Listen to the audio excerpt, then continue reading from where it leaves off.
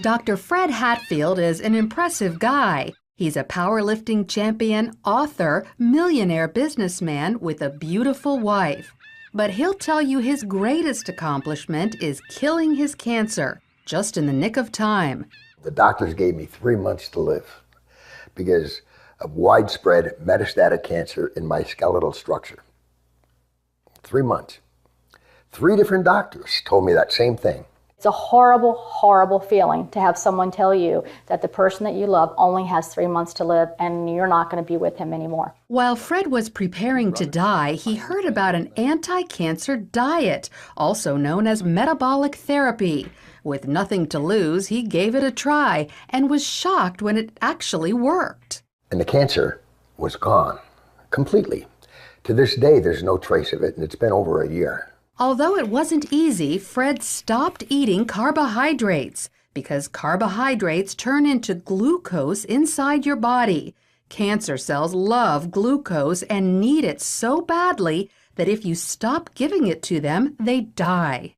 And it just absolutely amazes me that medical science is just now finding this out.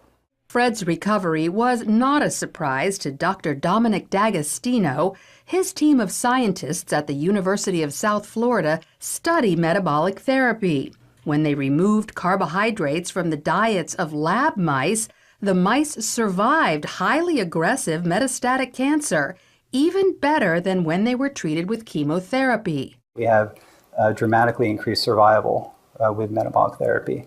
So we think it's important to get this information out. And it's not just lab mice. He's also seen similar success in people, lots of them. I've been in correspondence with a number of people, probably at least a dozen people, and over the last 1.5 to 2 years, and all of them are still alive, so despite the odds. And so this is very encouraging. All cells, including cancer cells, are fueled by glucose. But if you deprive them of glucose, they switch to the alternate fuel ketone bodies, all except cancer cells. A defect prevents them from making the switch to using ketone bodies as fuel, and therefore cancer cells can only survive on glucose. All other cells can use either glucose or ketone bodies. Your normal cells have the metabolic flexibility to adapt from using glucose to using ketone bodies. But cancer cells lack this metabolic flexibility, so we can exploit that. People like Fred, who deprive their cells of glucose and fuel them with ketone bodies instead, eat what's known as a ketogenic diet. It consists of almost 0 carbohydrates, but lots of natural protein and fat. You can go online and there's just cookbooks and, it's clean eating, just very clean eating. None of the sugars, the salts, the trash food. Natural proteins are ones in their original form, but processed meats like cold cuts and hot dogs are off limits because often carbohydrates have been added to them. Natural fats are in their original form, like olive oil, avocados, nuts, and also coconut oil.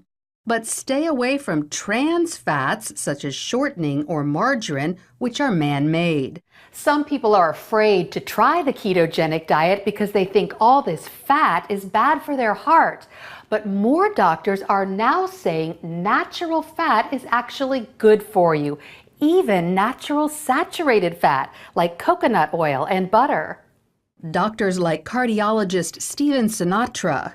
Is cholesterol the major cause of heart disease? Absolutely not. In his book, The Great Cholesterol Myth, he says the real cause of heart disease is inflammation, which comes from eating too many carbohydrates. We need to coach our patients and empower them about the dangers of sugar. Unfortunately, they're not hearing that. They're hearing the converse, the dangers of fat. Fat is healthy for you, as long as you avoid trans fats. So by cutting back on carbohydrates and eating natural fats and proteins, you could improve your heart health and even wipe out cancer. Lori Johnson, CBN News.